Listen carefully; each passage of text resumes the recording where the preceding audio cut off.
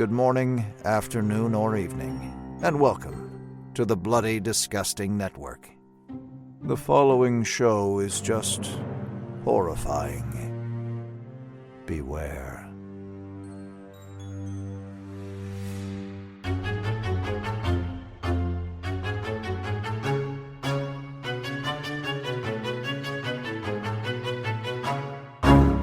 Sheriff, you're not cheating on your wife if you eat my lemon square. Your lemon squares taste like ass.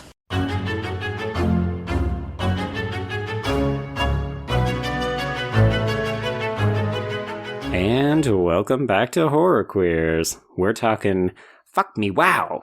We're talking your lemon squares taste like ass. And we're talking Kirby. Just Kirby. And I'm Joe. And I'm Trace, and we are not fucking with the original this week, y'all, because we are discussing, once and for all, Scream 4! This is true. It was funny because I was like, wait, why do I feel like we've had part of this conversation already? And it's because we did a bonus episode on the 10th anniversary. And so it's like, oh yeah, we've teased this for a very long time. Well, I also feel like in our previous episodes on this franchise, on Scream 2, on Scream 3, I feel like we kept coming back to Scream 4 a lot. Yeah, because we both really like this movie. I think in a way, I know that people have started to come around to this. Like, it wasn't everything people wanted it to be in 2011, and then it took a while for people to get on board this train. Mm-hmm. But I feel like you and I don't know, maybe we just got there earlier, but like, I've been a big fan of this film for a long time. I've wanted to talk about this film for a very long time. And I feel like you and I are very like in sync with our opinions on this film. Yeah, so buckle up, everyone. I mean, obviously at this point, you'll be able to see how long the episode is, but we are anticipating this to be a very long episode of the show. Indeed. We are not going to limit ourselves because we have things we want to talk about. I know. And so fingers crossed we get it all out. Otherwise, like, we're going to be like, on social media, like, oh wait, I also want to say this. Oh wait, I also want to say this. But also, if we don't say something, please don't say, hey, you forgot to talk about it. Oh my God, people. Honestly, maybe we did forget about it and we're probably aware. Most likely, yeah. Wait, okay, so, but because obviously there was a lot to discuss, both in terms of production and post-production and the reception. But you said, maybe we were ahead of liking this movie from like earlier on, because you're right. Like in the past 5 years, this movie has seen a significant reappraisal. Not everyone. Like, there are still people that don't care for this movie, and, I have words for them later. But they're not G-rated. You can remember the first time you saw this movie, right? I saw it in theaters. This was 100% countdown moment. Like, I was waiting for this movie from the moment it got announced to be made. I was so fucking excited. I think I've said this before. I honestly thought Scream 3 was the end of the road because it came out, people didn't like it, it didn't make a ton of money. Like, it did well, but it didn't make a ton. And I thought, okay, well, that's the end. We're never going to get more of this. And then 11 years later, we get another sequel. It's still Kevin Williamson. It's still Wes Craven. Like, this movie was everything for me. Going into 2011, it was this and Cabin in the Woods were my two most anticipated films of the year. And I really liked it. I didn't love it, but I got there in the end. But like from the get-go, there were certain things like I loved Kirby. I loved the Jill reveal. There were like, it was so good to see Sydney and Dewey and Gail back together again. Just all these things. I didn't ever think I'd see this again. And the fact that we're recording this, a couple of weeks before we get to see the fifth film, Trace, is like, it's all back there again. I know. I agree with you. And so I saw this opening night. It was actually, I've said this a million times before, but it is the first like official date that my husband and I had. Yeah. And so, because Scream really as a franchise is what brought us together.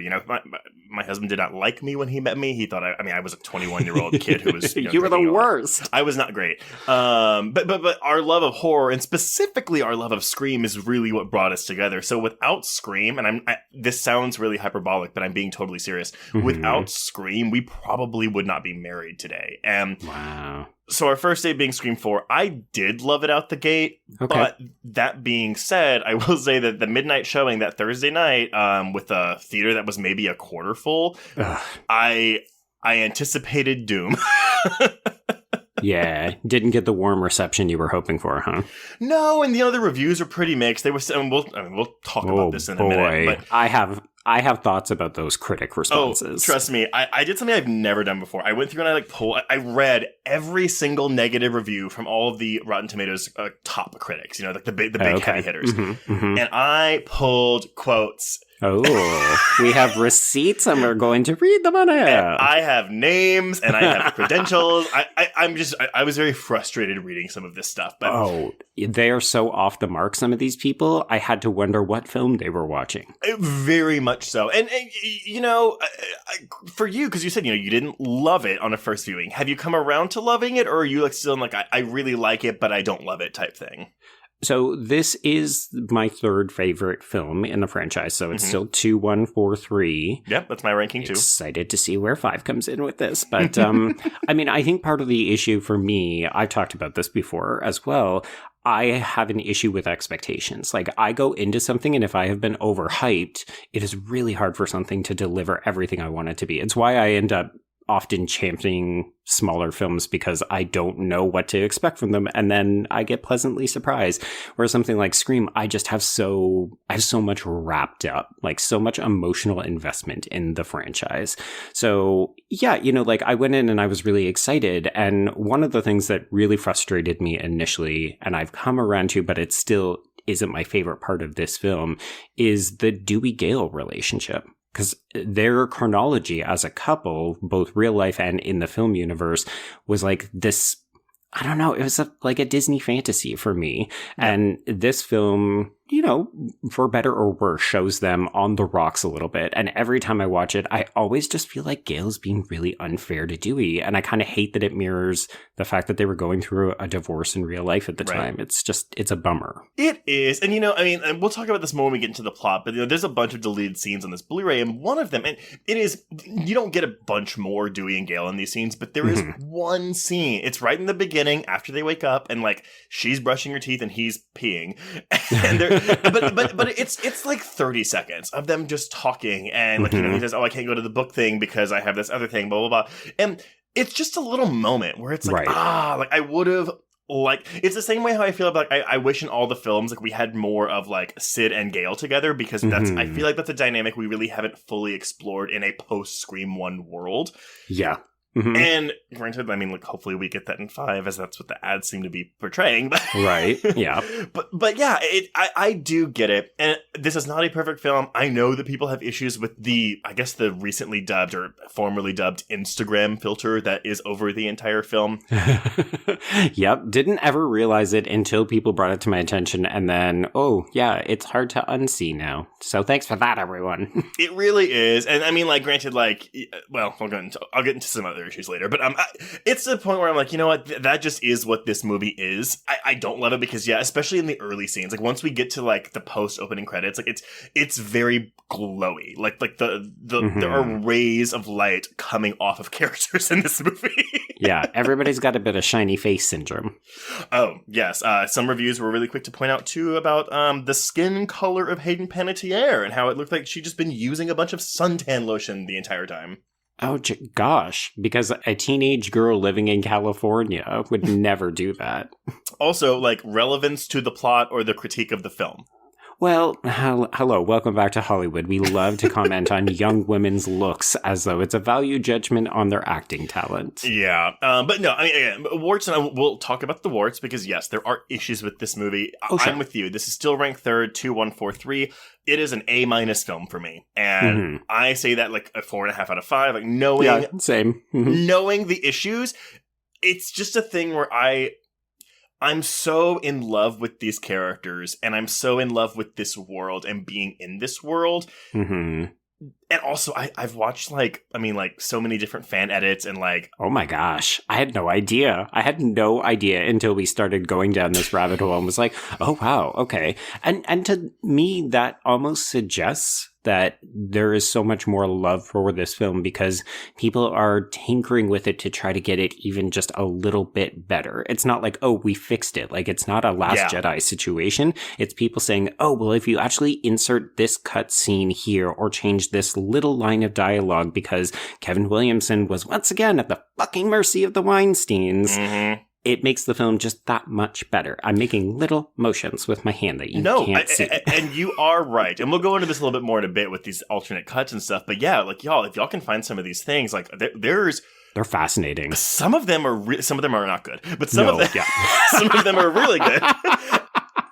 And some of them color correct it, so you don't have that filter. It's weird. It's wild. And I kind of love that the audience is so dedicated to this franchise that we are doing this work. Well, and that's the thing. So before, we're about to go into this production here, but I can't remember if I felt the buzz and the hype around this when it came out. I remember my buzz and my hype. I was stoked for this movie, my God, just like yes. you. I feel like it was muted. Like, people were trepidatious. Why are we bringing this back? I think it was very much they got the gang back together. That was where the excitement lay, but also the feeling of, can Scream still be relevant? Well, and it's also because slashers were like a dying subgenre by that point. So 10 years later, like, we're back into it. But yeah. but you know, like, what, Sorority Row had flopped 2 years prior. Like, we hadn't really. It was all about Paranormal Activity. Saw 7 had come out the year before, so that was already running on fumes. Like, it was just horror was about. It was in a transitional phase because I think like 2 weeks before this came out, Insidious came out, and that was the big thing. Right. Yeah, I remember a lot of people saying, well, what are they going to lampoon? Are they going to try to do J-horror? Are they going to do, found footage films? Like, people really didn't know what there was to be meta about anymore, which is hilarious because the film, when you watch it now, even I would argue when you watched it back in 2011, it is incredibly prescient about the way that we handle social media and fame. Oh, trust me. I saw an article, too, that was linking it to our upcoming, like, obsession with true crime. Because Serial podcast would premiere 3 years after this movie came out. Like, so much of that is here, and very few critics saw that in 2011. Or it's the most surface level criticisms that I've seen. Like, people say, oh, well, this Jill Roberts character, her motivation is really weird. You know, it's not personal like it was in the other films. You know, it's so vapid. She's just a rich, entitled brat. And you're like, yeah. Also, I mean, if you know anything about some of the people they were trying to get for these stab openings at the beginning, you're like, ugh. It almost would have been better if they could have gotten Paris Hilton for one of these. Like, I think it would have solidified some of the messaging that they were trying to get across. And we'll obviously be going into Jill's stuff later. But yeah, Roger Ebert's review was like, oh, the motive is eventually revealed, but I wouldn't go so far as to say it's explained. And I'm like, really? God. There's 10 minutes where she's explaining it. It's not rocket science. But no, you are right. And a lot of service level criticisms. But before we get into that reception, even more than we already have, let's talk about how this came to be, because it didn't have to happen, right? So Scream 4 is announced by the Weinstein Company in July of 2008. And, you know, normally I wouldn't really care. I was, okay, let's figure out what's happening here. This is 1 month after production ended on My Soul to Take, which was Wes Craven's penultimate film. So I was like, I wonder... Because that film also had some issues. Like, I think it was like delayed by like a year and a half because, well, it's not a good movie. But go and listen to our recent Patreon episode from back in December where we talk about trailers that are better than the film if you want to get a sense of how good that film came out. Yes. Wes Craven wasn't attached at this point, though. So they're like, yeah, we're doing Scream 4. And Craven's like, oh, I wouldn't mind directing it if the script was as good as the script for the first film. Feels like Craven saying, well, I'm not coming back because there's no way you're going to top that. Also, fuck you both. Yeah, I mean, it's July 2008, so it's like almost a full 3 years before the movie actually comes out. And it isn't until January of 2010, so a year and a half later after the announcement, that Kevin Williamson confirmed his return. Wow. Yeah, and so I wonder if there was... Honestly, it sounds like a lot of scheduling shit, which of course this is always what's happening with Kevin Williamson. He's got a fucking TV show. So with Scream 3, you know, he was working on Dawson's Creek and he was too busy. With Scream 4, well, he made the time. But Weinstein kept adding more time to it, so he had to go back to the Vampire Diaries. Right, yes, because that would have been in full swing by this point. Yeah, so Kevin Williamson in January 2010 says, okay, yeah, the fourth film production will begin during the hiatus of the Vampire Diaries, and Craven will direct the film. It was 2 months later in March of 2010 that it was confirmed Craven would indeed direct. And it's also a thing, too, where it's like, okay, March 2010, the movie comes out in a year. Not a lot of time. This is such a recurring thing, right? It's almost like we announce the film and then we'll figure things out. And it's like, folks, I know that sometimes this is what happens in Hollywood, but that's not a great way to make a movie. Well, and the thing is, too, so this movie comes out in April of 2011. I had read some reports that were like, oh, no, the original planned release date was October of 2010. Yeah. So, like, I was just like, I don't... What the fuck? I have no clue. I don't know what was going on here. But before we get into the production, so this is something I did not know. In May of 2010, Kathy Conrad, who produced the first 3 films, filed a $3 million lawsuit against the Weinstein Company, alleging that they had violated a written agreement that entitled her company, Cat Entertainment, first rights to produce all the films in the series. The Weinsteins argue that this contract required Conrad's services be exclusive to the franchise, which Conrad calls false pretext, claiming the previous film did not require this condition. That's a lot of legal jargon that I don't know. Yeah, it's a bunch of what? Yeah. The suit accuses the Weinsteins of surreptitious behavior and I quote, a scheme to force plaintiffs to walk away from the Scream franchise without compensation, enabling them to cut costs by hiring someone else to produce. This new producer, by the way, was actually Craven's wife, not named in the lawsuit. But this is a lot. I don't put it past the Weinsteins to be doing something to like force someone out of the film, by the way. Oh, absolutely not. Like, everything that we have talked about with the previous 3 entries have confirmed that they are lizards in human skin who will do everything and anything for money. Yes, and here's the thing. Again, I don't remember, like, I feel like I saw a lot of marketing for this movie, but maybe it's because I was hunting it out. In April of 2011, so the month this movie is released, it was reported that the Weinsteins had settled out of court with Conrad, the details remaining confidential, though it was claimed that she would receive a cash payment plus a percentage of the profits from Scream 4. She would also go on to executive produce the Scream TV series on MTV. Well, sorry, MTV for 2 seasons, VH1 for 1 season. Right. And going back to Buzz, I do think that while that Scream TV series was wildly up and down in quality, mostly down, I think we have that to thank for this resurgence of a fan base, because I do think that a lot of Gen Zers watched that show and because of it sought out the films. And that's why I feel like we are feeling more excitement around this new entry. That is very interesting. Yeah, I feel like we've speculated on that, I think, back when we covered Scream 3. And of course, folks, if you want to hear our thoughts on that disastrous 3rd season of the TV show, we do have an episode on it. But I will say, one of the things you and I discovered is, like, there is a very vocal Scream fan base who is quite a bit younger, who has a very different opinions than you and I on the TV show. And yeah, like, I don't doubt that there is a whole other generation of people who have kept this franchise alive, and we probably don't give them enough credit for that. Yeah, no, and so that's why, like, I've obviously criticized the TV show, but I will never shit on it, because while it may not be solely responsible for the reason we have a 5th entry coming out, I do think it's a part of the reason why we have it coming out. Absolutely. And I think that's a great example of also looking beyond things that are maybe designed specifically for you. Like, that was very clearly designed for a new generation of Scream fans, of which we had aged out. And this is just me purely speculating, but going back to this lawsuit, because it was reported the month this movie came out, I do wonder, and again, I have no proof of this, but if the money paid to Conrad was taken out of the marketing budget for Scream 4. Okay, now we're going into wild speculation and conspiracy theory, but yeah, I don't know. It's hard. I can't say with any certainty whether or not they pulled back on some of the marketing for the film, but the hype was definitely not the same. Like, I actually feel like it's better for this new film, but also we live in a completely different world. Like, back in 2011, we were still very much like, everybody still had cable, so we were running a lot of television commercials. Exactly. So yeah, I mean that's like, well, that's not the end of the drama, but let's move forward. So in the writing, let's start the production and new drama.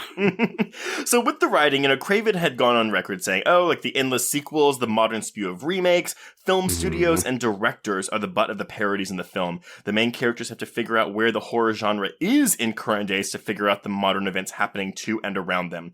Kevin Williamson expressed his desire to tell a story in which the audience would really care about the characters, like with Sidney Prescott, who survived the first 3 films, and focus on them rather than the next kill, in comparison to other films like those of the Saw franchise. And I was like, okay, that's sort of fair, but that is how I've always felt about these films. Like, it's not exclusive to 4, No, but honestly, hearing the 2 men, like really the people who have shepherded this franchise across 4 different entries, they just fucking got it, right? Like, they always know exactly how to talk about the franchise and why it matters, and I feel like they are speaking the exact same language as the audience. Like, the reason that we love Scream films are the same reasons that they love making them, and that just feels so rare when you're getting, I'm just going to say it, some soulless remakes and reboots and sequels and stuff, like particularly nowadays. Well, and that's the thing too. All these reviews that were coming out there were like, oh, it's uninspired. Fuck off. Again, we'll get into it, but I was just like, what movie are these people watching? So I know. Okay, so, we've said, okay, Kevin Williamson did write this film. He does have the sole screenwriting credit, but as most of us know, that is not completely true. So, Scream 3 writer Aaron Kruger, and I feel like Aaron Kruger gets so much shit on him because of the Scream 3. No, I know, but here's the thing. I don't think he wrote the remake for The Ring. He's done a lot of good work. He has, yeah. The problem is, he just didn't nail these characters in Scream 3. So, while I don't know exactly what is his here, I feel like for the most part, a lot of this dialogue does feel seamlessly Williamsonian.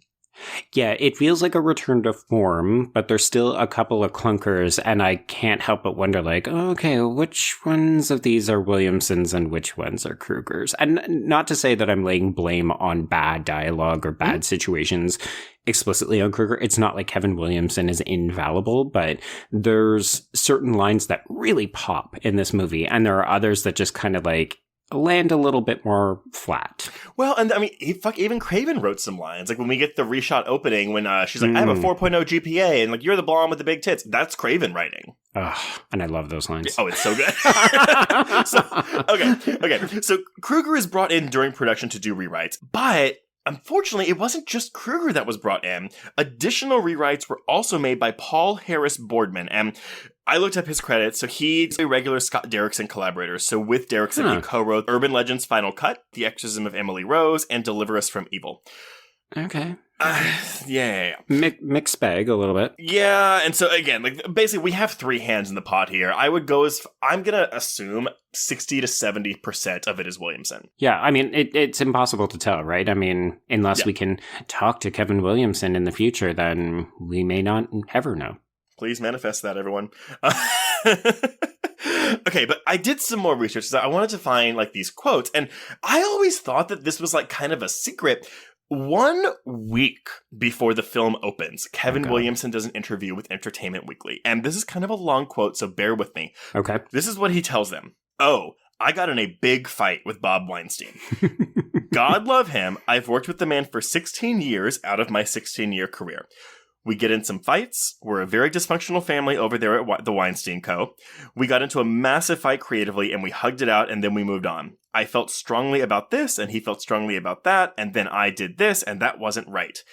Everyone was second-guessing everything because everyone wanted it to be so perfect. Which, I get, like, right. But unfortunately with something like this, you just have to trust the writer. I mean, honestly, it's always a marvel to me how much influence and honestly how much meddling the Weinsteins have done. And folks, if you need a reminder, Bob is Bob is the better of the 2 brothers, but it's very clear that they have always, I don't know, it just feels like they have too much of a vested interest in these films. Like, I get that they're putting a ton of money up behind them, but you just don't hear about this at other studios. Like, I don't know. Again, we've said it before. We're just going to keep saying it. It's exciting to consider what we're going to get with Scream 5, where we won't have had them involved and meddling and changing things. Well, and Williamson goes on to say, kind of a version of what you just said. He says, the one thing that Bob and I connect on very basically, why we've worked successfully together for 16 years, is we're passionate. And no one is more passionate than Bob Weinstein. And it is that passion that allows you to make a movie where he will believe in you and trust in you. And it's also that passion that can cause fights and cause struggle. And this is where we're trying to get into like the dirty of it. He goes, for 16 years, he's kept me gainfully employed. I love him. Yes, we got into the fight, but then the big clincher came. Contractually, I had signed on to do the Vampire Diaries. You know, the little thing called first and second position. I was in first position to do Vampire Diaries and second position to do Scream 4. So guess what? It was a contractual thing. Warner Brothers called up and they said, dude, where are you? You have a show that's on the air. Where are you? You are needed back on set. He goes, I did double duty as much as I could, but the Vampire Diaries was also very important to me. But then one blog got a hold of it. It's fine. What are you going to say? Yeah, we got into a massive fight, but at the same time, the fight ended. We hugged it out. We continued forward. We tried to make the best movie possible, but it was also very raw and sensitive. And what I love is... when Entertainment Weekly asked if he and Bob Weinstein were on good terms again, he said, oh, I haven't talked to him yet, but it's Bob. It's fine. The question is, did they ever talk again? Who knows? This is kind of when you kind of hear the plea. He says, you know, I'm very supportive of the film. I hope everybody likes it. Not for a second would I dare to do what Wes and Nev and Courtney and David and Bob Weinstein, who made my career. The reality is I did work very hard on the film. I did my darndest to try and make a really good movie. I gave it my all. I wrote everything I thought I could write. Then they had to film it and I had to get back to the Vampire Diaries. So I think I really contributed. I hope it all turns out well. My fingers are crossed. So it sounds like he was involved up to a point and then he walked away. And I think based on how it all came about, I wonder if he even ever saw the finished product. I have no idea. And it really is a thing where it's like, well, they had a script, but they kept adding and tinkering to it, which would have been fine if Williamson was able to be there for all this, but he literally wasn't. So they had to bring in someone else, which enter Aaron Kruger, enter Paul Harris Boardman, you know? Enter Sandman, yeah. The only other thing, and this is a Craven quote, and this is with Total Film, during production, Craven tweeted that he was no longer in control of the script as Scream 3 writer Aaron Kruger came in to rework Williamson's draft. And when Total Film asked him about that tweet, Craven replies, I was just stating the fact. In some ways, it's a Wes Craven film, and in some ways, it's not entirely because it's not a script I have control of. It's ultimately controlled by what the studio wants in the script. My job is much more bringing whatever experience and expertise and creativity I can. And then he pauses and he goes, look, because he knew what they were trying to get at. Oh, yeah, they're trying to dig up dirt. Yeah. He goes, look, there was a bumpy period when things shifted over from Kevin to Aaron. I signed up to do a script by Kevin, but unfortunately that didn't go all the way through shooting. But it is certainly Kevin's script and concept and ideas and themes. So I didn't realize it was that early, like, again, around the time of the film's release, where they were that upfront about these behind-the-scenes issues. It's surprisingly candid, but I think it's just because, A, it's a Scream film, and the people who were following it, like you and I and a bunch of other fans, I'm sure we were feasting on every little morsel, right? So, I think to a certain extent, they were probably also looking to just squash or make sure...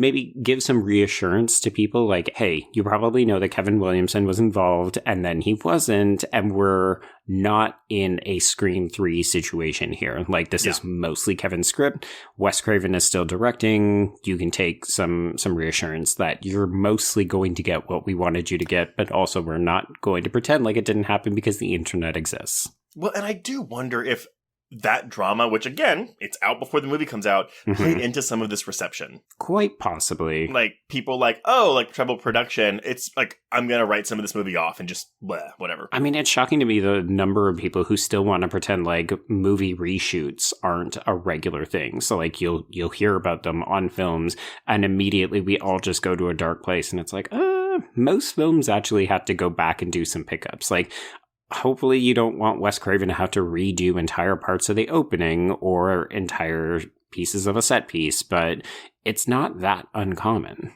Well, yeah, and we'll get to those reshoots because, yeah, you're right. I would argue that I don't think either one of those reshoots were necessary, but we'll talk about them in a minute. Because before we get to the actual filming, let's talk about the original drafts for this script. And Joe, I think we might need some help on this one because, to my knowledge, you have not read an alternate draft of this script, have you? No, I don't read scripts, so I'm completely in the dark here. Okay, cool. Well, let's go pull our guest waiting in the wings. All right, everyone. You know him from the show, actually, but he's also it's my daughter, Rebecca Ann Leland.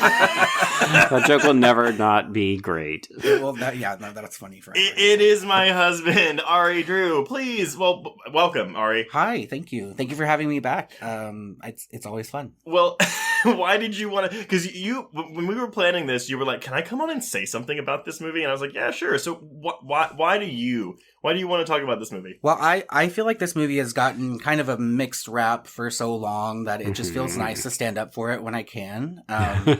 Yes. And like It Follows, which is the last episode I was on, this actually was one of my staples during lockdown. I watched this movie in different versions. Like, I don't know, no less than like 10 times, I think, in the last year and a half.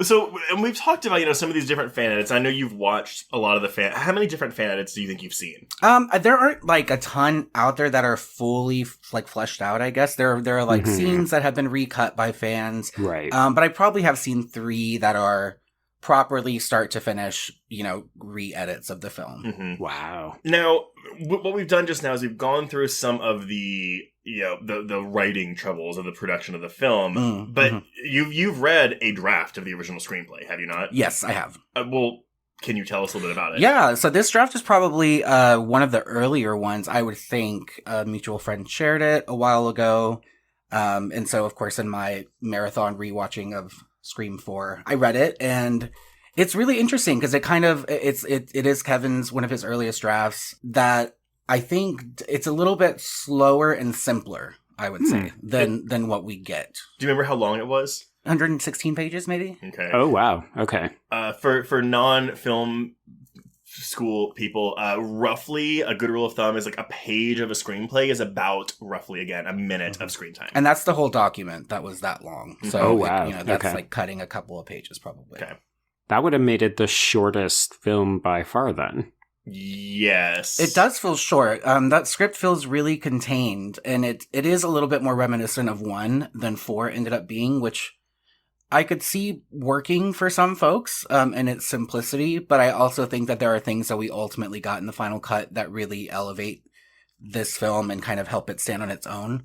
Right. And so, I guess I can go through and chat about some of the main differences that I think that really that particular draft where it differs. So one of the things I guess that I personally took most issue with when reading the draft and thinking about the final film is just how many little ties to the original were cut. That was a bummer for me because it doesn't take much to throw in a little nod, and I can't for the life of me really understand why the decisions would be made to cut that content, just knowing the fan base and how much, we're very much into details. Right. Interesting, because would y'all call this a legacy sequel? Yes, absolutely. What do you mean by that? So, like Halloween 2018 is a legacy sequel. It's like years or decades sometimes after the last entry or the original film. Uh-huh. What's another example of a legacy sequel? I can give you an example of one that would not be considered. So when they came up with Prometheus and everybody said, "Oh my God, we're going to get the alien origin story," and then it feels like it has very little connective tissue to the original franchise. Mm-hmm. Jurassic World could be seen as a legacy sequel as well. Yeah. But the only reason, so you mentioning,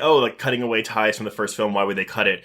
My only thing is, we'll look at Halloween 2018 or Halloween Kills. I think the difference, though, with this franchise is the continuity is through. There is always a very obvious through right. line. Like those other examples they're kind of just resets in different ways. And I don't love how they're rebooting this. It's just kind of like a weird way to avoid saying sequel or remake. I feel like because most things considered a reboot serve as either of those. Mm-hmm. Maybe unless you're taking the lore and just completely writing a new story, that I could see maybe as a reboot of a character or a villain or whatever. But I don't know. So whenever people have called 4 or even 5 coming up a reboot, I'm like, just say it's a sequel. If the continuity is the same, it's a sequel. You can call it whatever kind of sequel you want. Yeah. But it's a sequel. It's interesting that you say that because I feel like those are less creative decisions and more marketing and publicity decisions where they're thinking ahead and saying, well, if we're trying to get a new audience, like even the tagline for this movie, right? It's new decade. New rules. Yeah. Yes. Sorry. New decade, new rules. What they're very clearly trying to connote is, hey, Grandpa, we know we've already got you in the bag because you love the original 3 films. We're trying to go after your nieces, your nephews, your preschooler kind of audience. Like they wanted to try to make this hip and fresh and cool because they were worried that if they relied solely on the audience for Scream 3, that isn't good enough. Right. And I get that. And I think that's, unfortunately that's where kind of the business side of things and the creative side of things clash a lot in franchises, I think. And it's more of a disservice to the fan base that made these franchises so successful. And I think we've seen that a few times with some other franchises. I guess I don't want to get into that right now because I don't want to start a fight with some people. So, Ari, can you tell us what were some of the references to the original that were cut? So in the original, there's Jenny and Marnie, who are the official opening deaths. In 4, there is a line cut where Marnie says something like, it's after when Jenny says, oh, the original were based on Sidney Prescott's life, and then everything after was made up. There's a part where Marnie interrupts and says, oh yeah, my mom went to high school with her mom, or something like that. Like just something like it's very brief. There is this is funny because in the hospital scene, which there's a bit of that's been cut out of the official movie that was actually filmed, but I don't think this was ever filmed, where the doctor treating them as Dr. Orth. It's actually Stephen Orth's older brother. Oh, yes. And he is actually so credited as such. So he has a name. I mean, that is who that is. It's just they kind of removed the whole purpose of him. There's a scene where he talks to Sydney and she recognizes the name and acknowledges that she knows who he is. And he's kind of bitter that his brother has been kind of relegated to like the no-name victim, where Casey is like the main, so it's kind of, and actually I think it maybe throws a little bit of a red herring vibe on him, but then he doesn't come back. Right. So it's like, it's a really brief scene. I could see why they cut it because it feels inconsequential, I think, if they weren't going to use it more. But I thought that was an interesting thing to have in there. I don't think it would have hurt if they would have thrown a mention, maybe not make him so bitter about that, which I get that it would be hard to not be bitter if your brother died and no one really seemed to care. Right. But yeah, that was one of the nods. And then the last, there are other little ones, but the last one that I really love, that I really, really wish they would have kept, and this would have been good, kind of filling in the gaps for maybe newer fans, is there's whenever Kirby is in the guest house with Sydney doing the trivia, when Charlie's strapped to the chair, the first question the killer asks is, who is the killer in Stab? And she lists all of the killers in sequence, like by full names. So we get her talking about Billy Loomis, Stu Macher, Mickey Altieri, Debbie Salt, a.k.a. Debbie Loomis. Like, she does it like that. And I think that would have been so great if if that would have happened. Did she go into the sequels, like 5, 6, 7? No. See, that would have been fun. And maybe that's why they got cut, because there actually is more, I guess, like well, I can touch on that in a little bit. But anyway, as far as the little ties, those are things that I miss. I think they could have been cool. I think fans would have appreciated that. And maybe it would have felt a little more tied. Like, I think maybe that would have brought a sense of cohesion to the linking this to the original trilogy a little more for established fans. It doesn't change anything drastically in the script or anything, but I don't know. I think those nods would have been... This is so entitled, and forgive me for this, but we've obviously been fans for almost 3 decades now, but I just feel like fans, we deserve those little nods. I think it's nice. It's like a nice little testament to how long we've stuck with this franchise, and it's a long running franchise that, again, it's like, like Chucky, Chucky, I think, is probably the horror franchise that has the most consistent through line, and I don't think Scream will ever get to that many films. I do wonder too, because we can talk about fan service to the cows come home, because it's like you can do fan service right or wrong, and in recent memory, Joe and I have discussed, Halloween Kills to us is fan service done wrong. Agreed. For me personally, Spider-Man No Way Home is fan service done really right. Agreed. But it's one of those things where with Scream, maybe because it's self-aware and it is meta, maybe that's why nods like that wouldn't bother me as much. The movie isn't grinding to a halt. So look at this thing from the first movie over here. Right. And there already are those nods, you know, like the Charlie being tied to the chair like Steve is, you know, like that. I think that served a really, like, I remember when that happened, we were like, oh, it's like Steve. This is fucking cool. But if you don't get it, it doesn't matter. Right, exactly. And that's the best way to do it. That's what I have a little hope for, I think, with, a lot of hope for with 5. Like, the way that the new creators are talking about fan service and, like, things that fans will enjoy. It feels like a little more nuanced, but anyhow, we won't get into that. We'll head to the Patreon for episode on Scream 2022. There you go. Anyhow, no, I'm just saying, I think that speaks to, though, like, the knowledge of super fans, knowing how important that kind of, and I don't even want to call it fan service because it feels so cheap, but it's kind of like honoring the fan base that has made this so successful by kind of saying, hey, like, we know how much you care about and respect these characters and their stories, and let's acknowledge some of the other terrible shit that's happened to them and not pretend like it didn't. Yeah. Right. And there is more explicit mentioning of that in this initial draft, I feel like. Sydney, the other characters feel more directly impacted. Like, another thing is you see, there's a very intentional shot in the script that's supposed to be of her books. So it shows Woodsboro murders, but then it also shows, like, the next couple of books that she wrote, one based on Windsor and one based on the Hollywood murders. So I think that would have been cool. That wouldn't have hurt anything. Oh, yeah. I didn't even think about that, too. Like, we haven't gotten the sequel books from her. And they talk about I mean, they exist in, like, I want to say in canon, they exist because they are talked about in some official, in official content, but... Okay, so these are like little details. I think it's great for fans too. But like, what about like, are we like scenes that were completely removed that would alter the trajectory of the film? Yeah, the next thing I noted was just this script in general. There's a lot that's completely cut. And I can jump to that. So there's a whole, like, side character who, again, is credited still under this name, the teacher, Mr. Baker. Oh, yes. Okay. Yeah, he's essentially a red herring, and he's about in the film as much as, Rebecca is in the final cut, it feels like. Oh, wow. Originally. So he's supposed to actually be a younger teacher. In the final casting, I think they had an older gentleman cast as him. Yeah. But he was meant to be like a young, cool teacher or whatever. But again, he's meant to be a red herring. And he actually, at one point in the original script, is arrested for the murders because he gets framed. They find a mask and phone. It's like a very obvious framing.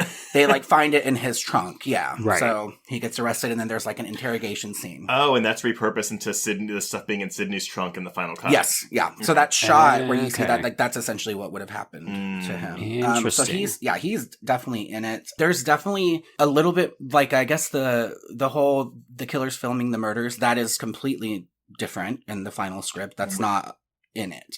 So Really? essentially, so the idea is really, it's kind of like, it's just a remake. That they are doing a remake, and that element of, they're filming it like and uploading it live, which I do think is a really strong part of the final film. Oh, it's huge. Yeah, but it's not there. It's a little more simply like, Jill is the new Sydney and blah, blah, blah. And so the killer, like his first call with Jill, I believe he says something like, I choose you.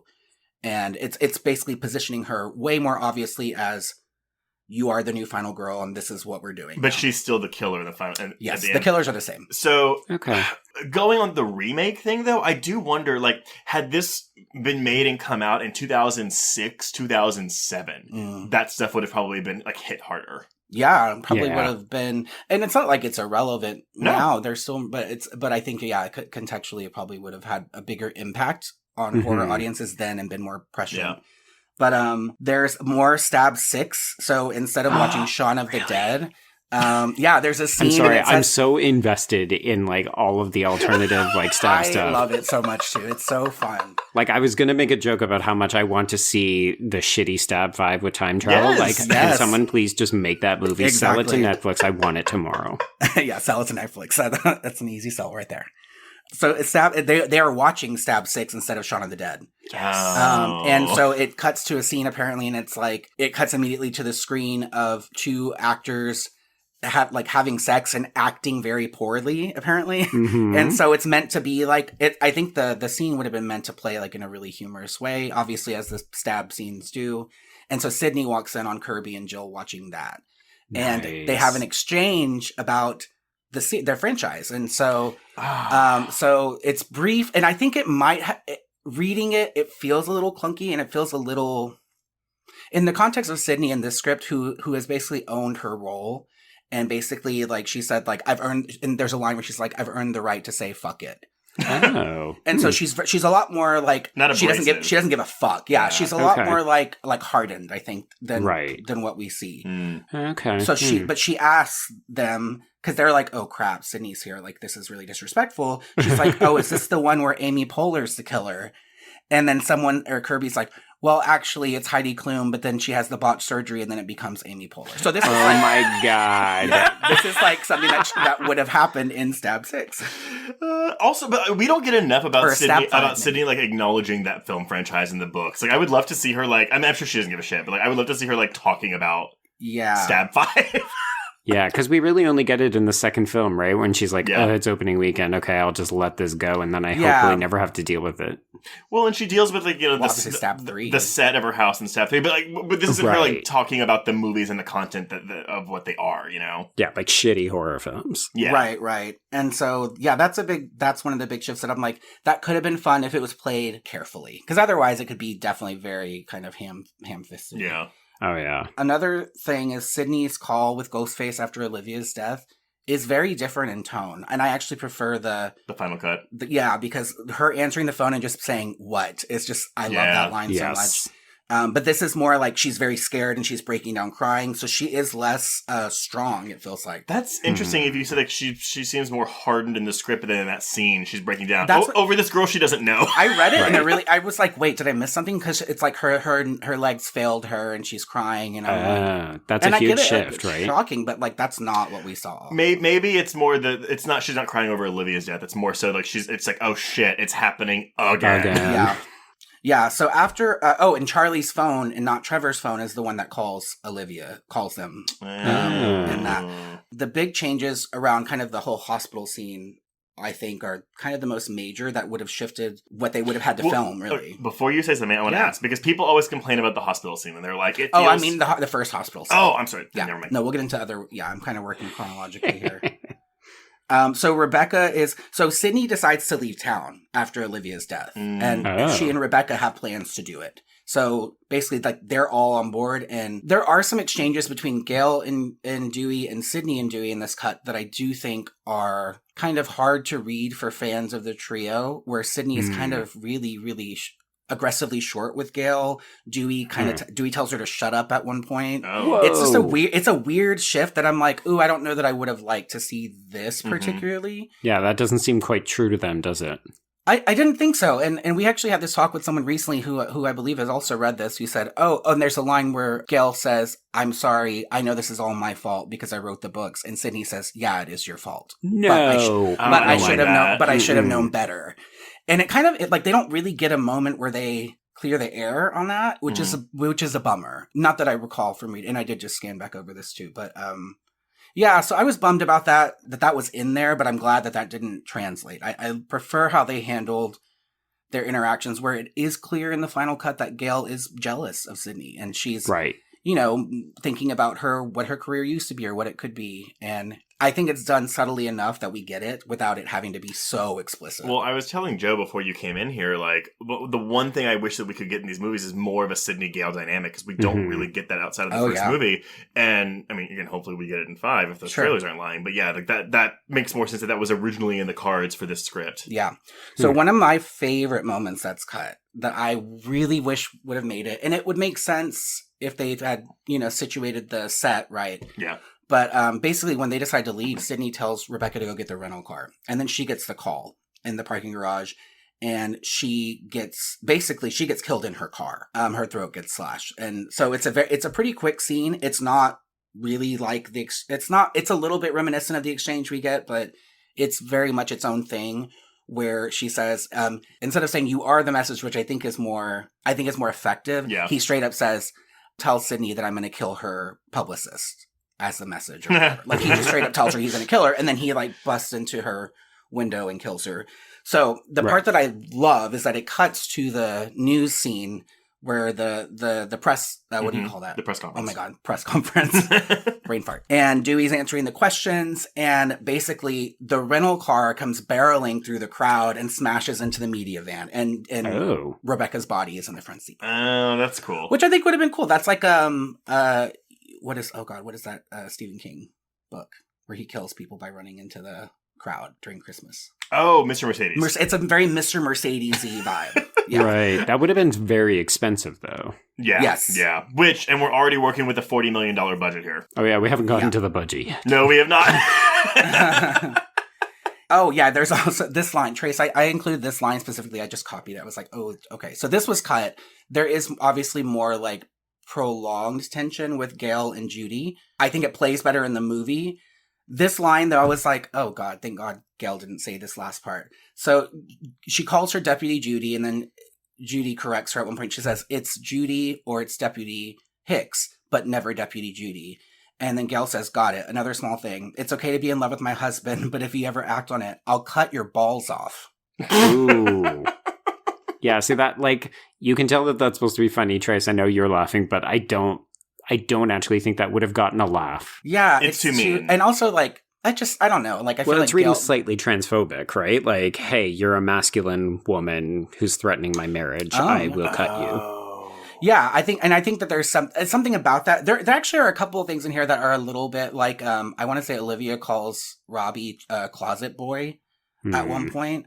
So there are some kind of like, you know, little teenage homophobia thing, you know, throughout, which I think is kind of interesting because I don't really recall that being as prevalent in any of the only films. time, I mean, it's just when she calls Billy a pansy ass mama's boy, yeah. and then Randy calls him a pussy ass wet rag. Yeah. Well, homo repressed mama's boy. Repressed, yes. Yes. And I think in 2, in 4, she says in the call after Olivia says, she says, you got the balls for that kind, like that kind of talk, but it's nothing as explicit as straight up like closet boy. You know what I mean? Like, it's just kind of like tonally kind of weird. Like, we've moved beyond that at this point. Right. Yeah, exactly. There is no stabathon, which I don't like. Yeah, the stabathon is key. Yeah, I do appreciate whatever it was, whether that was a later draft of Kevin's script or whether that was, you know, one of the shifts with Aaron coming in or any of the other writers that introduced that. I do think it works, and it works especially well, obviously, with the final script, which has the filming of the murders and all of that. Mm-hmm. Was it replaced with anything? Like okay, so there are some like other scenes are kind of prolonged a little bit. So Kate's death, essentially after Rebecca's death, they go back to the house. Sydney does. They let the 2 officers escort Jill to Kirby's house, so they just go straight to Kirby's to hang. It's not meant to be a party or anything. They're just going to hang out. Yeah. And so she has guidance, and actually that scene, that whole house thing ends up being more of all the young cast interacting with each other, which I would have liked that a little bit more. I think that it's done kind of well in this script. But Kate's death is much more graphic, and I really would have preferred this version. So basically what happens is that, you know, the whole Sydney, the wind chimes are going and she takes them down. Mm-hmm. There's kind of a couple of fake out moments there, but basically the same thing happens where Kate's like, oh, the chimes fell down. Oh my God, Jill! I put him back up. And so, but then what happens is it's just kind of like a calm conversation where Sydney's like, well, I told Jill she could go to Kirby's and the officers are with her and blah, blah, blah. And Kate says something like, oh, great. I think this call. Oh, and they talk about the teacher being arrested. So again, people are calmer at this point, reasonably so, because they think, well, at least some of them do think that Mr. Baker's the killer. Right. And she's like, oh, this calls for a glass of wine. So in this one, Kate still does drink, and she's like, oh, I drank and did Ambien, or took Ambien. That's why I didn't hear anything. Oh, which that's in deleted scenes, everyone. So if you're wondering why Mary McDonnell acts like she does, a little loopy, in this movie, she is loopy. She's been drinking wine and taking Ambien like for the entire duration of the film, but that's cut out in the deleted scenes. Yeah, and there's actually, and the way that it happens in the script, I think it works better in the deleted scene because she's definitely more apologetic. It's kind of like she thinks it's funny in the way it reads. So yeah. So what happens is that they get a call. Sydney gets a call. She hangs up. Kate gets a call, hands it to Sydney. She says, like, it's for you, essentially. And they go to the window or the door where the chimes are, and they see Ghostface, and they freak out, and they run to the front door and open it, and then Ghostface comes in, and basically Kate is in front of Sydney, and it says that he just starts stabbing her. Like, and she's the shield for Sydney. So he's like stabbing the shit out of her, and Sydney's in front, and she finally breaks away. So I think that would have been, it's definitely cruel. There isn't a moment of like, oh my God, Kate, tell Jill I'm sorry, blah, blah. Like, there's no exchange. She just fucking dies, it seems like. So I do think that would have been really pretty graphic. It sounds hardcore, but I feel like we get so little of the character. Removing that empathetic bit with her would be a loss.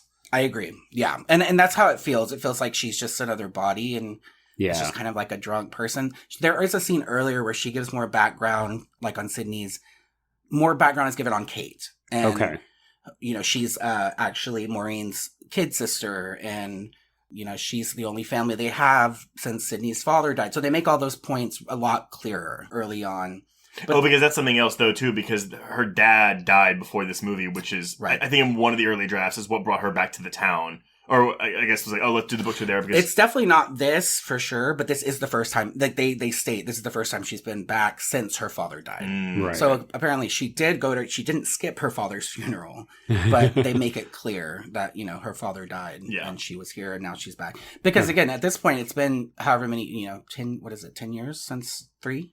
11. So Sydney is very much on board with the book tour, and she's living her new life. Yeah. And that's, you know, how this is. The trio is reunited after Kate's death. So the other two come back to the house and they have a moment. Sydney gets attacked by Ghostface, or basically he chases her after he kills Kate, and they fight in the yard, and then disappears. The weird thing though is that like it jumps to a scene where Charlie and Trevor show up at Kirby's house to join the others right after that. Just like, okay, now we're at the party. Yeah, I do wonder if how they would have logically explained Charlie getting there so quickly, because clearly he's the one who did this. Yeah. But anyhow, almost done with this. Perkins and Haas's deaths happen in the same kind of manner, except Perkins gets his throat slashed instead of getting a knife through his skull. Oh, but the knife through the skull was Craven's idea, though, because he had read a story about that, and he was like, I want to do that. Oh, well. Craven, no. There is no Bruce Willis, so... the worst line of the franchise. That is a good note. Some of the fan edits will cut out that line. Yeah, my favorite one. That's a really smart move. Yeah. I think they all do. They all cut that shit out. Because it's a legitimately awful line. Yeah, it's really bad. So yeah, there's more group action in the finale.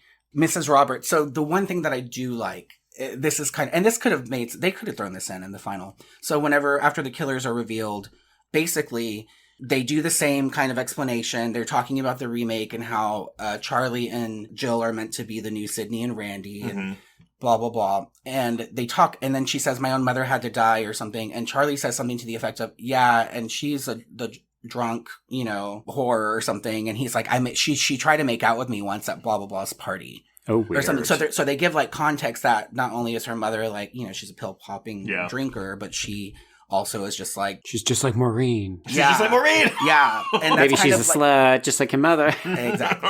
I think that's what they try to hint at. The line could have been, well, she's a slut, just like her sister. God. See, that would have been bad fan service because no one knew that she said that. Yes, except for Sydney. Exactly. Well, if Sydney said it. Right. Yeah, Sydney would say that. She's a slut just like my mom. Oh, God, no. Maybe she's a slut just like my mother. Sydney, you're talking about your own mom right now. So the last bit that I do think this is where this comes from. So one thing in here is that there is no hospital scene. So what in this script, and I don't know if there is a version of the script that Kevin wrote that added it, or if it really truly was just something from one of the other writers. So I may have more info on that, but what is in your version? So the difference is that at the end, the same stuff happens. Sydney gets stabbed. Mm-hmm. Jill is, you know, she does her shit. And then they come and rescue her. And basically, Gail and Dewey are outside, and they're like, oh, we have someone who's alive. And the last line on the script says, you mean Sydney? And it's meant that it's Jill. So they're pulling Jill out of the house. So essentially it does end. It does have a bad... It does end with Jill being alive. So because she's talking, basically she's like saying, kind of similar to the stuff she says at the hospital in the final cut, like, oh, I don't want the cameras on me, but it's like not really believable. and they're taking her out of the house. Yeah. So then it's that's how it ends. So, okay. So it ends basically with Sydney presumed dead. Presumed dead, yeah. So, only because that's something that people are always like, I hate that fucking hospital scene. And we'll talk about it more when we go through the plot. But the bit of information I have. So, apparently the hospital finale scenes were added later on in the writing process. So, it wasn't done during filming. It was done before filming began. But the original script ended at the house, as Ari just said. There were rumors, and I think this is because Williamson, had done the 3-film treatment. Like, here's a new trilogy of lined up. So, I wonder if during the writing process, if they were like, hey, give us something to end it if we need to end it. But it says there were rumors that Sydney would then possibly be suffering from amnesia in the next film, unable to recall that Jill was the killer. There were also rumors that Williamson was upset that this ending was changed. But unfortunately, we don't know the extent. Because did he write the hospital ending? Or was that a Kruger thing? Like, unfortunately, that's something that we don't know. And if we ever get to talk to Kevin Williamson, hopefully we will find that out. Yeah, I think for me, so this ending, I get it in the context of like kind of like a sold trilogy. Like if they were all confirmed, 4 through 6, cool. Like I would be cool with this. I would not ever be cool with this as like a, if we never got another one. Well, that's why I've always been fine with this as an ending with this hospital scene, which I know we're about to get like a 5th film, but I've always been like, but if 4 had been the nail in the coffin of this franchise and it ended with Sydney presumed dead with the killer getting away, that would feel like the biggest betrayal of this franchise to me. I agree. I'm glad. And Joe, maybe you disagree. And I kind of do, yeah. Well, I guess it's new decade, new rules, so I guess it would fit the theme. Yeah, I mean, I don't think that Scream has ever been a mean-spirited franchise, but there is something kind of poignant about, because so much about this film feels like we're handing it off to the next, like, I remember it was very much, this is the start of a new trilogy, as long as this new film does well, which of course it doesn't. But I remember when it ended, I was like, how daring is this ending, and how weird will it be if we then have to do something with like following Jill, like if that had been the original plan. Yeah, I think someone mentioned the other day, we were talking about this, that one of the ideas was to have them Jill and Kirby go to college, like Tragedy Girls. Yeah, well, no, where Kirby like never like thought that Charlie was the killer or something, but she survived, but didn't know about the Jill part. And I guess they go, and then they basically like it's about Jill continuing her murder spree like on the DL or something. So someone mentioned that. I don't know how much truth is behind that, but yeah. So for me, I think this is kind of like my bit on this, and I think I view 4, and it kind of is the ending, the version we got in theaters. I want to say it's the version that we needed, and it just so happened that it was because we needed it because there wasn't another, the new trilogy didn't work out. Right. But I like to watch it as kind of like a nice coda to the trilogy. And it is kind of a standalone thing for me, in that this idea of it really ultimately comes back down to the main trio again. And I want to say that this is like the final hurrah for the main trio in this way for me. Like, had that been it, I would have been content with that. Right. Because what's happening is they are trying to remake it. They're trying to basically say like, okay, it's our time to tell a story now. We're going to redo this. We're going to do it in this new crazy way. And ultimately what happens is all the new cast members get killed, including the killers. And I think it adds more impact to the don't fuck with the original thing, because the survivors are the original. So I really like that. And if that had been the end of the series, I think that would have been such a lovely, okay, good. You know what? Our people are good. And without a continuation of this story that justifies killing one of them or justifies them no longer being in it, I think this is kind of the best thing that we could have had. Yeah. It's the last hurrah, but without losing any of them. And we get the impression that they're all now in better spots than where we left them at the end of 3. Yeah, and then I think now with with where it could head, there can be room for them to really shift over to a new cast, and knowing what the reaction to 4 was, knowing what's worked over time, knowing what fans like or don't like. I do think that can be handled with more care, and it is nice to know that it's heading in a direction where Kevin Williamson has seen the new film like 7 or 8 times, he says, and he says it's really, really good. So probably more than the number of times he's seen 4, right? Assumption, yes. Yeah, so, I mean, I think that bodes well, just considering how much difficulty 3, and especially this film, went through with the writing being shifted and their original plans being shifted, and I am hopeful for that. But again, if this is the last one we got, I will like totally stand up for it anytime and say, hey, you know what, this is what I'm content with this being the last one. Right. So yeah, I think that's why I have independent of it, kind of, I know Trace mentioned this being like the linchpin for our marriage. In addition to that, I just think it's a lovely way to bring back things that we're familiar with. Add I love the hospital scene. I love Jill going nuts on herself. It's just so wonderful. I think these are really great twists and subversions. So yeah, I'll stand up for this movie any day of the week. Absolutely.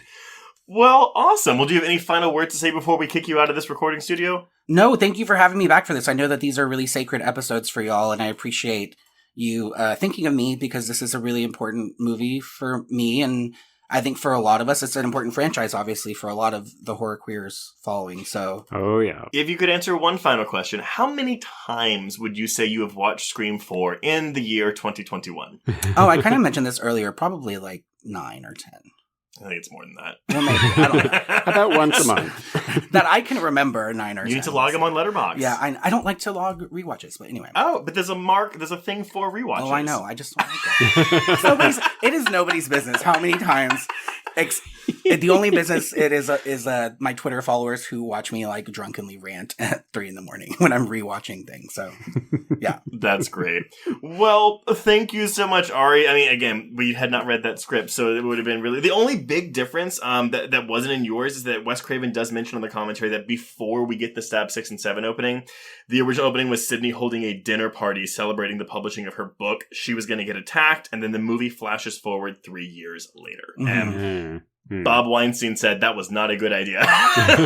Well, and what Bob says goes. Bob, thank God Bob's not in the picture anymore. So now we can just see, they can do whatever the fuck they want. But I wouldn't have minded reading that. That sounds pretty cool. Basically, send Ari any other drafts of the script that you may have come across. Yeah, if you have other ones, send them to me on the DL. I'm happy to spend time reading them and chatting about them. The only thing I won't do is theorize about things that haven't happened yet. So sorry, we're not gonna be talking about Scream 5. Yeah. Well, it was lovely to talk with you, Ari. We'll talk to you again later on this year. You sure will. Thanks, guys. All right, bye. Okay, so back into the production. So now that the writing is out of the way, let's go into the casting. Because not only did this movie have issues in the screenwriting process, it also had issues with the casting process. So, of course, a year before we opened, April 2010, Craven's like, oh yeah, it's a total integration of those 3 of the trio and the new kids.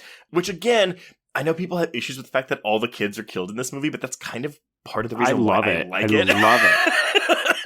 I also feel like people forget Deputy Judy still lives, so it's not like the whole new cast gets eliminated. But yes, absolutely every single one of these teenagers is decimated. Oh, it's so good.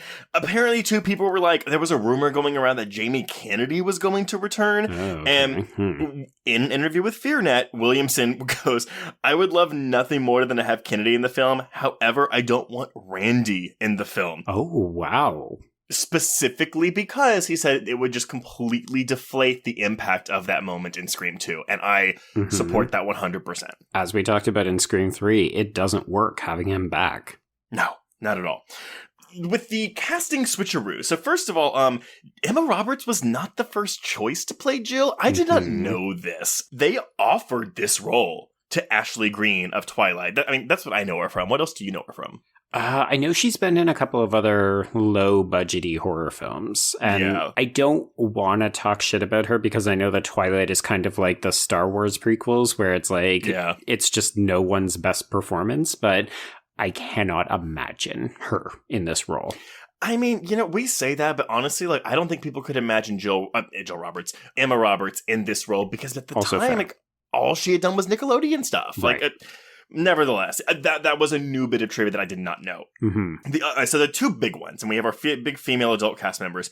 Lake Bell was originally going to play Deputy Hicks, and she had a scheduling conflict, and I was like, what the fuck was this? But she wrote on Twitter, sucks, scheduling conflicts with my current gig means I can't do Scream 4. Hey, horror bloggers, I know who the killer is. # I'll never tell. Oh, Lake Bell. I love Lake Bell. And oh, of course, she's great. If y'all don't know who Lake Bell is, please, go look at any cartoon. She's done a lot of voice work, but she's also a really good actress. Mm-hmm. I think, based on the timeline, her scheduling conflict was No Strings Attached, the Natalie Portman Ashton Kutcher film. Oh.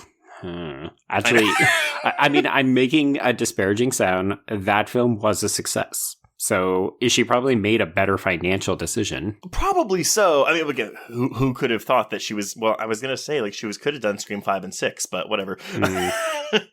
So that was that. They replaced her with Marley Shelton.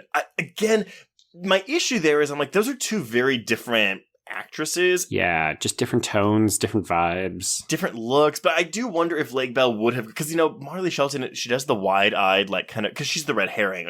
One of the red herrings in this movie. I wonder what Bell's performance would have been like. But she's comedic, so I could have seen her coming off sort of similar. It's just, I feel like Lake Bell is much taller and would have been a bit more of an imposing figure. I agree. And I'm not saying Lake Bell isn't funny. Again, anyone who watches Harley Quinn can hear her as Poison Ivy, and she is deadpan hilarious. Oh, so good. But yeah, I just, again, I would like to see what that would have looked like. Not to say I don't like Shelton in this movie. I know a lot of people have issues with Deputy Hicks. I've come around on her big time. I love her. Well, because it is a weird performance that stands out. Yeah. But not as much as that of Mary McDonnell as Kate Roberts. And this went to Lauren Graham, a.k.a. Lorelai Gilmore herself. She was announced, and a few days into principal photography dropped out. Yeah. So we actually have footage of her, presumably. I don't think so. I don't think she had actually, I think, yes, filming had started. I don't think she was called to set yet. Oh, I see. Okay. But there's no it's a scheduling conflict here. I don't know why she dropped out of this movie. I thought I saw somewhere that it was creative differences. So I wonder if it was part of, I guess it would have been too late for some of those script changes that we were talking about, but I wonder if it wasn't meshing or something. Maybe so. And again, unfortunately, in the final cut, the role of Kate it's honestly probably the worst character in the film, just in terms of screen time, character development. Yes. And we talked about this before recording. She feels like she is in a completely different film than everyone. And granted, do I quote the I have scars too, no one ever asked me about my scars, a lot? I absolutely do. Not for the reasons the film is thinking. 100%. So, that being said, and look, I love Gilmore Girls. Mm-hmm. I like Lauren Graham a lot. I don't know, I don't think it would have been better than Mary McDonnell, but I'm just I can't see Lauren Graham acting the way Mary McDonnell acts in this movie.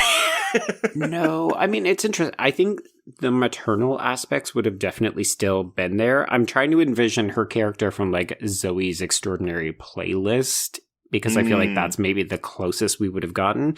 But there's absolutely something regal about Mary McDonnell because, I don't know, I doubt you have watched it, but she is the president in Battlestar Galactica. That's one of her most famous roles. Right. And I don't know. I totally buy her as this kind of regal authority figure, but she gives off a lot of warmth and humanity. My big criticism of this character in the film is just she's not there. And I see the actress portraying her and I know what she's capable of delivering, and she needed more screen time. Yeah. She needed a character. This isn't a character in this movie. So, yeah, those are the big casting things. We haven't gotten any of that for Scream 5, so, we're already in good water there. Yeah, from as far as we know, nobody had to drop out. Days into filming because of creative differences. Yeah. Okay, so now we're going into actual filming. So, as I said earlier, we were working on a budget of $40 million. And I want to just say right away, because people are when they talk about the failure of this film, quote unquote. Oh, it shouldn't be so high. What were they thinking? Yes, exactly. But here's the fucking thing. We're starting to get angry. The budget for Scream 3 was also $40 million. And that was when they were filming it in 1999. Mm-hmm. So this movie's cheaper. This movie is cheaper when you take inflation into account. And granted, is most of that money going towards our central trio?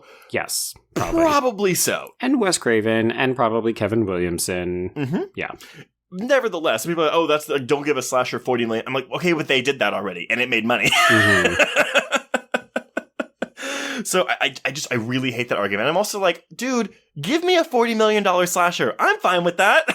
Well, also, it's Scream. You know, I recognize that this is a full 11 years after the last film, and the last film didn't do as well as the first two, but it still made a lot of money on its initial production. So they probably thought, we are working with a recognizable IP. This is a bet worth taking. I agree, and I don't blame them for that. Even though Scream 3 underperformed compared to the first two films, it still printed money. I think worldwide, though, the gross was like 10 million less. Like, it wasn't that big of a dip. Exactly. Critically, yes.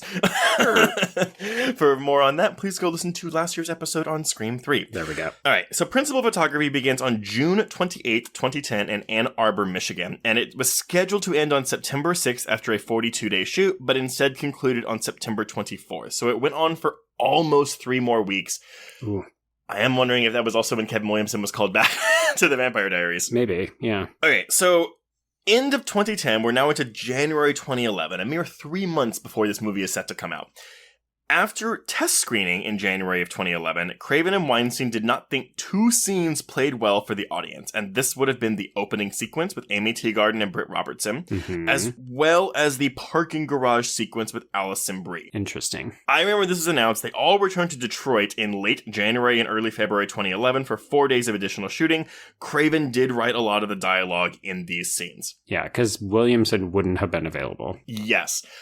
I will say, my 2 qualms with this. So with Alison Brie's death scene, the original shot thing was, she gets the call, I'll put you in the morgue. She does not go to her car. She runs to the door and then is stabbed. So they added all the stuff with her in the car to make it more suspenseful. We have that shot under the car where you're like, oh, is he going to slit her ankle? I like it. I kind of like it, but at the same time, it makes this character very stupid when she gets out of the car. Yeah, because I mean, I listened to Wes Craven's commentary, and even he says, you don't ever get out of the car. Like, why does she get out of the car? But I think part of this is that she also thinks that she's trapped in an abandoned parking garage. So rescue/salvation is a mere 100 meters away. You make a break for it. Maybe you'll get there. I can see it. I can see the idea behind it. Like, they're like, oh, we need a set piece. Unfortunately, I just don't think the set piece that we get really warranted it when we could have had an extra 5 minutes of character work with the original trio or the kids,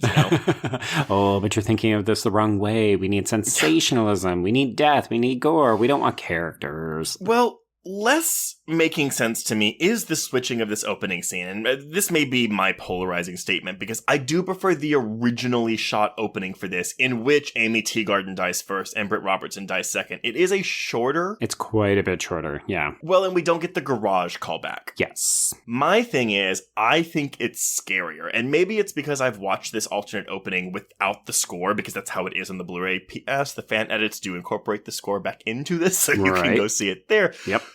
Watching Amy Teagarden get stabbed on this couch multiple times as Britt Robertson, watches her get killed, I think is profoundly disturbing, profoundly upsetting, and really effective. I mostly agree. So I'm gonna flip and do what you just did for the Alison Brie one.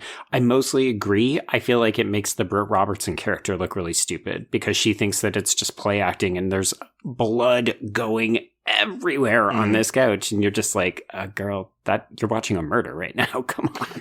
Totally fair point. I don't even disagree with you. And granted, also, there are some fan edits that merge the two. So we do get Amy Teagarden getting attacked, but not stabbed on the couch. Okay. We get the Britt Robertson doing the "you're not real," then she's killed, and then we move into the garage. Interesting. Okay. Again, there's versions of this where I'm like, but nevertheless, that is that. Yeah. And then, of course, when this was announced, people were going nuts. Craven told...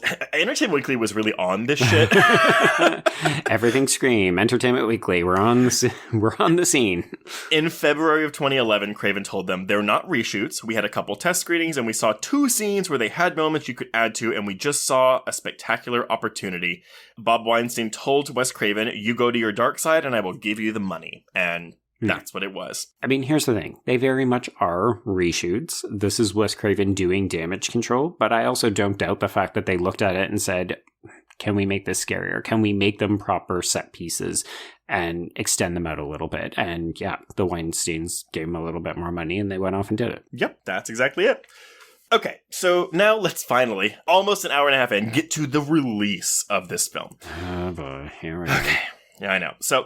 the film had its world premiere in Los Angeles on April 11th, 2011, but was released nationwide in North America on April 15th, 2011, in the number 2 spot, its opening weekend, where it made $18.7 million. The number 1 film that weekend was Rio, with $39.2 million. Rio made, in its opening weekend, more than what Scream 4 would go on to make in its entire domestic run. Yeah, that's the sad thing, right? I mean, we're used to Scream films, especially those first 2, having reasonable legs. The first one obviously has amazing legs. The demise of Scream 4 is not this opening weekend gross. It's the fact that people just abandoned it after that. And I'm going to say, and I'm not blaming Insidious for this, but I think it's because Insidious was doing so well. And granted, Insidious made more domestically than Scream, but only by about 20 million. But I think that was the talk of the town because people were like, what is this new, fresh, supernatural horror film? And ooh, this stale exactly. Yeah, whatever. So, unfortunately, yeah, it drops to number 5 in week 2. And by week 3, it had already moved out of the top 10. Oof, that is rough. It would go on to gross $38.2 million domestically and $59.1 million internationally for a worldwide gross of $97 million. And for comparison's sake, so we have Scream 4, $40 million budget, $97 million gross worldwide. Scream 1, $14 million budget on a $173 million worldwide gross. Yep. Scream 2 is a $24 million budget and a $172 million worldwide gross. Scream 3 is a $40 million budget and a $162 million worldwide gross. So, while this did make its money back internationally, you can see why they didn't make another film. Oh, sure. Yeah. When you don't hit your production gross domestically, if you have to be bailed out internationally, like sometimes if that international gross is big enough, then it's fine. But here it's like... no, you barely made double your budget internationally as well. So it's just not good enough. Exactly. So it did fare slightly better on physical release. So it's released on DVD, Blu-ray, blah, blah, blah, in October of 2011, and it entered at the number 2, constantly number 2. It did spend 7 consecutive weeks in the top 20 of the chart. So hopefully they made some money back there, but whatever. Now let's go into this critical reception. Okay. As of this recording, it is sitting at a 60% on Rotten Tomatoes. That was not the case, because 60%, as we all know, is the fresh part. Like when you hit 60, you are considered fresh. It was not fresh. We just got it there in, I think, the last year. Yeah. Which, yay, we did it. We got an average score of 5.9 out of 10. And on Letterboxd, it's got a 6.4 out of 10. Audiences polled by CinemaScore gave it a B-, which isn't the best word of mouth. In terms of general criticisms and non-criticisms from critics. Non-critics? No. So critics, they praised Craven's direction and Williamson's dialogue. Okay. They like the homages it paid to the original. However, with critiques, we are looking at a cliched formula of the slasher genre. Old-fashioned formula, no scares. The film is dated. Relying on obvious cliches doesn't seem ironic anymore, just easy. Suddenly it's the horror thriller that, like, your parents are excited about. Yeah, see, there's going back to what Ari was saying about, like, why didn't they include more homages to the original? I think they were trying to stave off those sorts of criticisms, right? They didn't want to be your grandfather's or your parents' slasher film. They wanted to be hip and fresh and new. Fun, hip, and scary. Exactly. But I've got some quotes. And do you have any too? I do not, no. Okay, cool. Let's go through. And my longest one is from Mr. Nick Shager at Slant Magazine. Okay. He says, yet for all its self-reverentiality, the most telling aspect of this latest film is its conspicuous refusal to address the bottom-line cash grab motivations of most slasher saga follow-ups, which its pointless tale, arriving 11 years after Scream 3, and with its 3 headliners absent from the big screen for much of that time, most certainly and depressingly exhibits. Similar to the majority of its prior 2 installments, it's a hollow, fright-free riff on its own lineage, one that exudes an air of smug satisfaction about its supposed cleverness, and mistakes articulating, before then embracing, cliches as subversiveness. Wow. Okay, there's just a lot. There's a lot. The way that the first part of that criticism is written makes it sound like the film is responsible for addressing the sins of all remakes. And you're just like, okay, well, I'm not sure that it has to address cash grabs in the horror franchise. That's a little bit of a big ask. But we're throwing 3 and 2 under the bus? Okay, that's a choice. Let me ask you this, Joe. Because I have watched movies that are meta and self-aware, and I'm like, ooh, like this movie thinks it's a lot smarter than it is. And that tends to be the downfall for a lot of meta horror otherwise with me. Right. Do you get smug from this movie? I mean, that was the word that really stuck out to me. I don't get smug from this. If anything, I definitely get the kind of eagerness to break the mold and say, like, we are not like other films that are trying to do this in the wake of what Scream did to the horror industry, franchise, genre. Yeah. Like, I very much get the film trying to distinguish itself. Like, we are aware of what has happened, and this is how we are commenting on it. But that is what Scream has always done. Like, that doesn't read smug to me. That reads Scream to me. I agree. So that's a review. Had I read that in 2011, I wouldn't have taken it seriously, because it's very much like, oh, you clearly don't care for this franchise. Yeah, like, I'm sorry. So we're not going to be gatekeepery, but one of the things that does tend to come out, I think particularly with franchises, right? Because they're big and easy, like you can take aim at them because everyone's more or less familiar with them. Yeah. I feel like what often happens is you get the people who don't really know anything about them and don't understand what makes them special. And obviously you shouldn't have to make a film for fans for it to work. But I think critics also need to have an understanding that they may not get everything a film is trying to do because it is also trying to play to fans. I agree. And, you know, we've said this, I don't know if it's on air or if it's offline, but, like, I'm not really of the mindset that, like, only horror critics should review horror movies. Yeah, because no, we don't feel that way. Yeah, I mean, again, like, if I wasn't just a horror critic, I mean, when I say just, I mean, like, I only review horror films because that's, like, where I am, a bloody disgusting. But if I was working at Entertainment Weekly or The Hollywood Reporter, like, I mean, obviously, you're reviewing all the movies, so... But you also then need to be able to know what distinguishes films, and, like, I don't grade a horror film the same way that I would grade a drama or a science fiction film. Like, I go in with different kinds of expectations, and it's just weird to me how people don't seem to be able to regulate their responses to different types of films. And that's why I always end up coming down really hard on Ebert and his reactions, because he hates horror films, and it comes out in all of his reviews.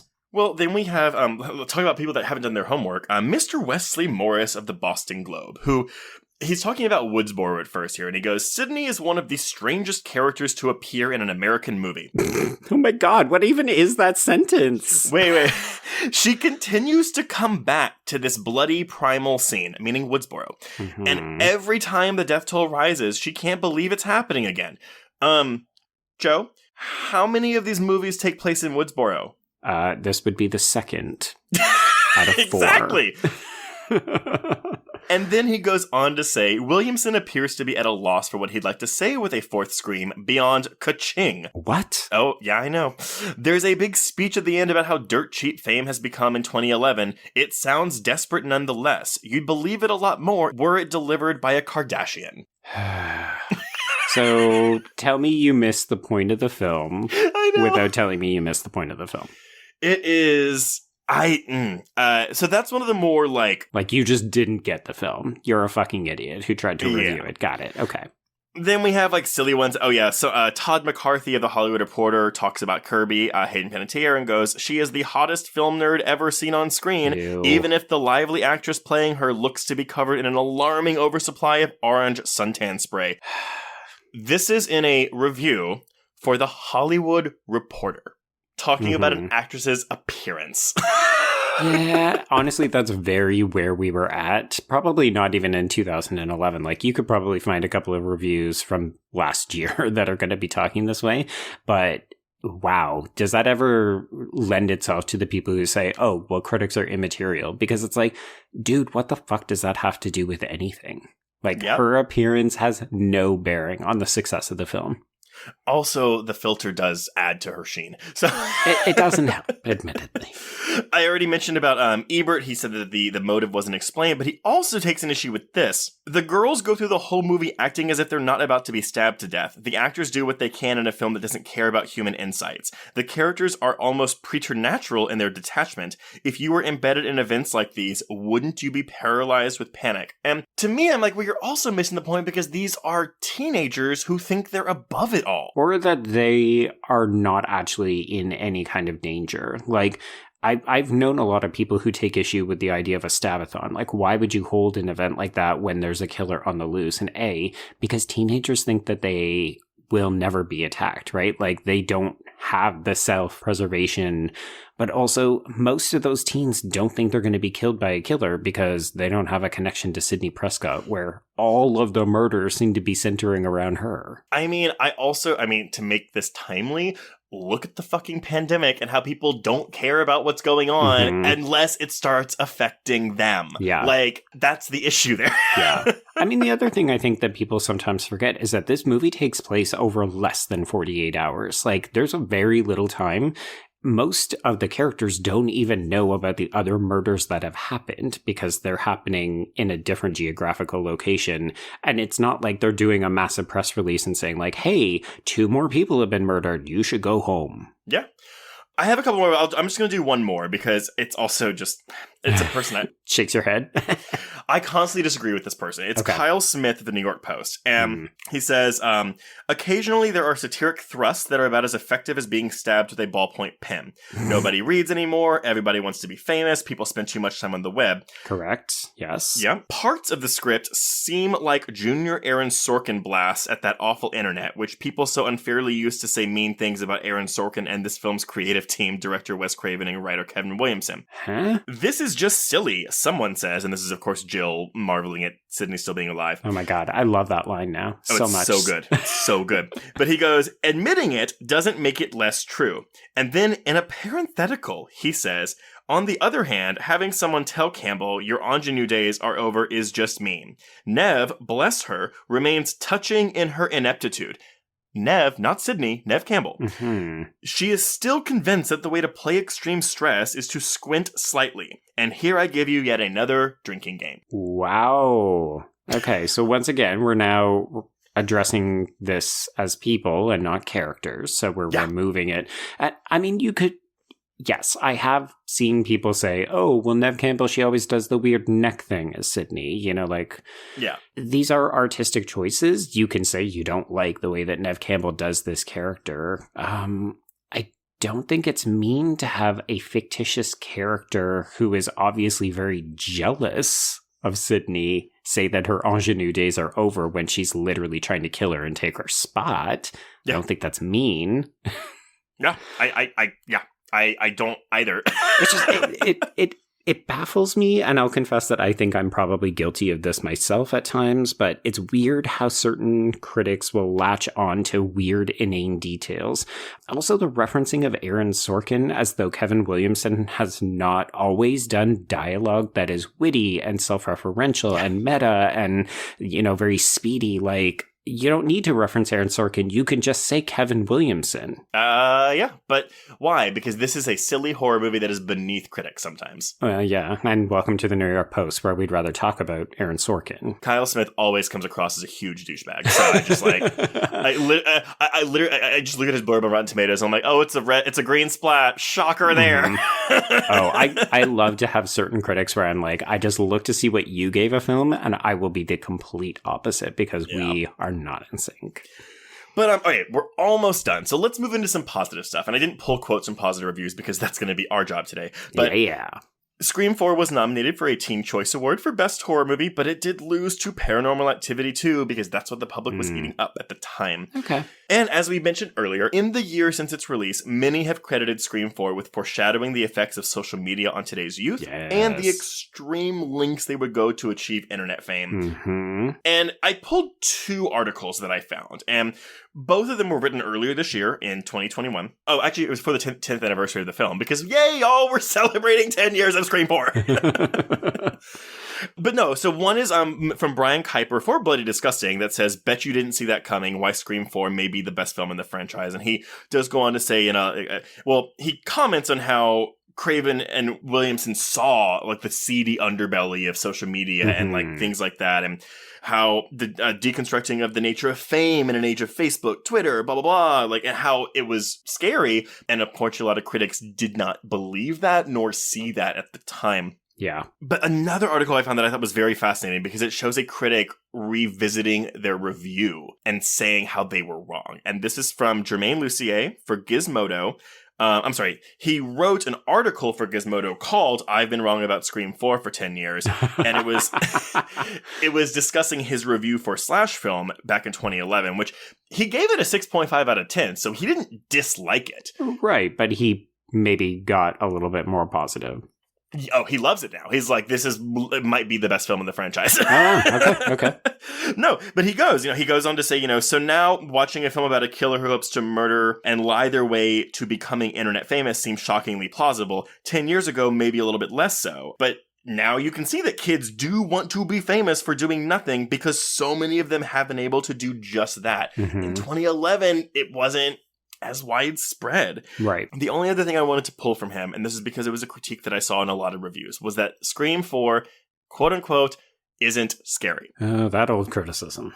Well, and we talked about it a bit in the new Candyman, right? But what Jermaine does, and I think he puts it in here pretty succinctly, he says, my original thoughts were mainly it was supposed to be scary. But dude, and I'm referring to myself 10 years ago, the Scream movies were rarely ever, quote-unquote, scary. They were intense and occasionally made you jump out of your seat, but that was never the main objective. The point was to subvert the horror genre by making them a whodunit, as well as use tropes from other horror films against the audience. Scream 4 does all of that beautifully. Maybe too much so. Interesting. I always have such a weird relationship with the criticism about scariness, and I appreciate the fact that he mentions that it's tense or thrilling, because I've definitely always felt that about the Scream franchise. Like, I haven't found them as scary as certain other things, but I will, and we've talked about this numerous times, credit it for having some of the best set pieces, right? Like, we have talked ad nauseum about Scream 2's double set piece and how great we think those are.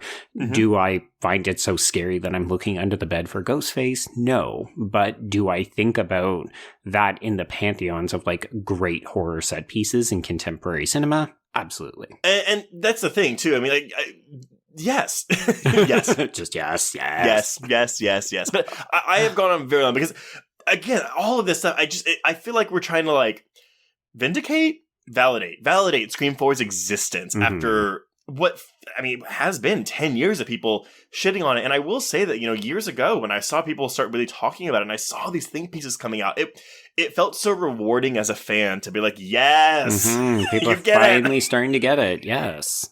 And that is kind of what happened to a lot of Craven throughout his career. And I'm only upset that he's not alive to see this today. And Williamson is, thank God. But I wish Craven could have seen that what would turn out to be his final film has been much more warmly embraced than it was at the time of its release. Yeah, I hope.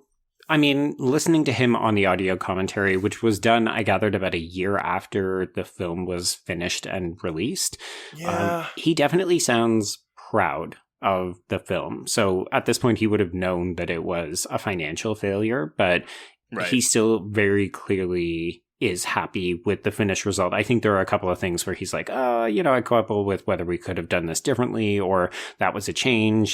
He's very like, go check out the deleted scenes if you want to see other versions of this. So I think he knew that he knew that there were some trouble stuff going on behind the scenes. But yeah, he seems genuinely pleased with the finished result. Yeah, I gather that as well. I sometimes couldn't figure out if it was like he's just a Hollywood businessman. Like, he knows the business. He knows he has to put a happy face on. Like, when he's had a bunch of flops before, so it's not like he's, I'm imagining he looks at this compared to something like Cursed, where it's like, this took years off of my life. At least Scream 4, yeah, we had some hiccups, but the film got made. It's not a disaster. What I always, and I say I lament this, but maybe not, but I always, he never got cantankerous say, John Carpenter did, Like, John Carpenter is very vocal about the flops and why he doesn't like Hollywood and blah, blah, blah. And Wes Craven stayed in the system, unlike Carpenter, because Carpenter quit, And I don't know if, and maybe Craven doesn't feel the same way that Carpenter does, or maybe he was more able to handle it. But what would it be like, to have Craven uncensored on his time with, I don't know, everything? I don't know. He always just comes off as the warmest, most gentle human being, right? Like, every time he's like, oh yeah, I loved her. She did a great job. I really brutally killed her on screen. What a delightful actress she was to work with. And you're just like, Grandpa, you were the nicest person. Now let me coat me in blood, Daddy. Basically, yeah. Drag me across concrete floor. Oh my God. So yeah, I think we should get to the plot, but Joe, we've spent almost 2 hours talking on production, reception, alternate scripts. I think we might need to take a break. Yeah, you know what, folks? Let's address the plot in a moment. And by a moment, I mean, we'll see you tomorrow. Unless you're listening to this in the future and it's just the next episode on your disc. So thank you for sticking around for part 1 of our Scream 4 coverage. Please stay tuned for part 2.